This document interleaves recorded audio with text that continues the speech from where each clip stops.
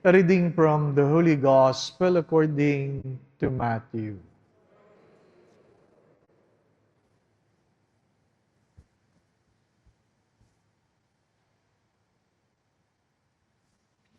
Jesus said to his disciples, "Not everyone who says to me, 'Lord, Lord,' will enter the kingdom of heaven, but only the one who does the will of my Father in heaven. Everyone who listens to these words of mine and acts on them will be like a wise man who built his house on the rock. The rain fell, the floods came, and the wind blew and buffeted the house. But it did not collapse. It had been set solidly on rock. And everyone who listens to this word of mine but does not act on them will be like a fool who built his house on sand. The rain fell, the flood came, and the winds blew and buffeted the house. And it collapsed and was completely ruined."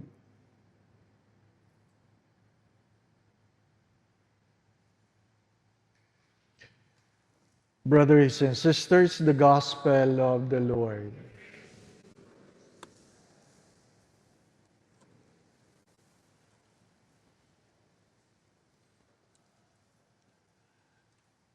The goal of our life is not necessary to live long, but to live well. And when we talk about living well, we put into consideration where we want to spend eternity. Where we want to spend eternity. And the gospel reminds us that the only way to go to heaven is to do the will of God. The only way to go to heaven is to do the will of God. It's one way of saying you can go to Mass, but if you fail to do the will of God, regardless of how many Masses you have attended, you will not go to heaven. You can do a lot of apostolate work. You can give a great donation. But if you fail to do the will of God, you will not go to heaven. Sometimes we are too busy, but we fail to ask the Lord, "What do you want me to do?" Many of us followed a career because it is what our parents does. Doktor ka kasi ang magulang mo ay doktor.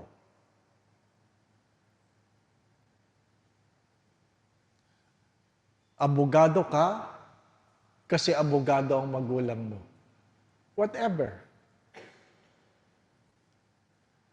Many times I have said this, our common mistakes in life is not really to sin, but to do the right thing, and yet it is not what God wants you to do. We seldom pray for our vocation. Those who are married, very few have prayed if they are really called to married life. That's why when someone applied in the seminary, we ask the question, why do you want to become a priest? It is not enough that they say, "I want to serve." You can serve God without becoming a priest. Or they would say, "I feel I'm being called to the priesthood." And you have to understand this, that feelings or emotions are very temporary. But decisions are permanent. We marry, you get married because you are in love today, But the sad story, after few days, you're getting in love with another person.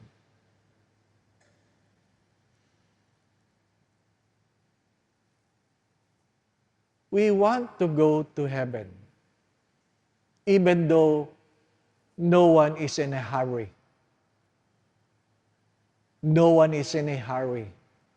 But at least, as many saints have said, the failure to go to heaven is your greatest failure.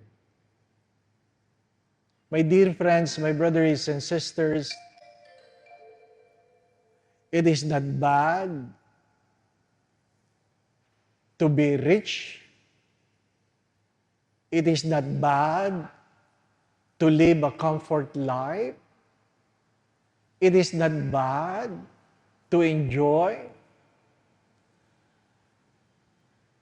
But like someone who lived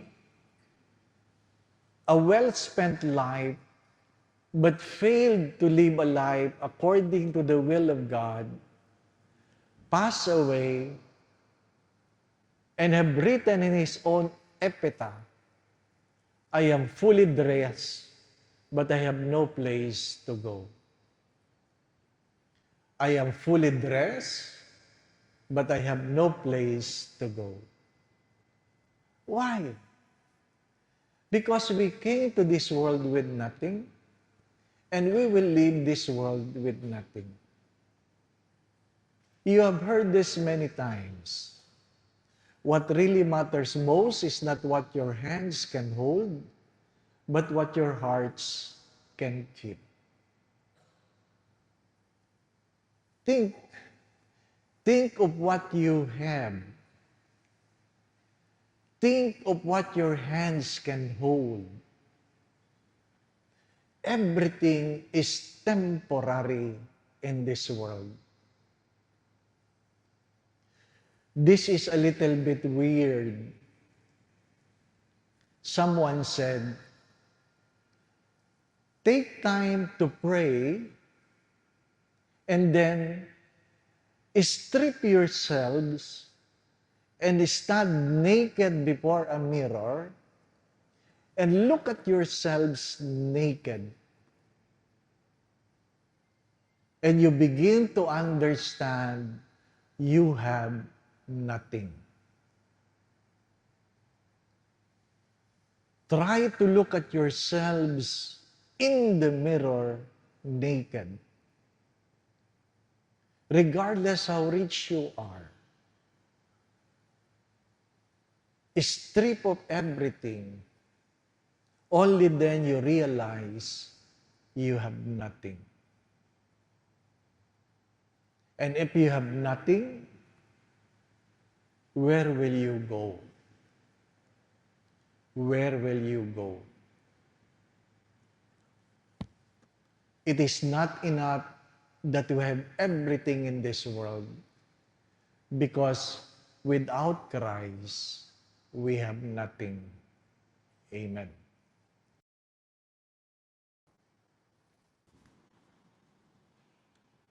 Saint Augustine have said this, everything that has a beginning will have an end. If you look at your life, you eat healthy, you exercise, you live healthy, then you will die healthy. My dear friends, don't be too complacent. We are meant for heaven. So do not prevent anything, or do not allow anything that will prevent you from reaching heaven. The Lord be with you. And may Almighty God bless you in your family, the Father, the Son, and the Holy Spirit. The Mass has been offered. We continue to love and serve the Lord.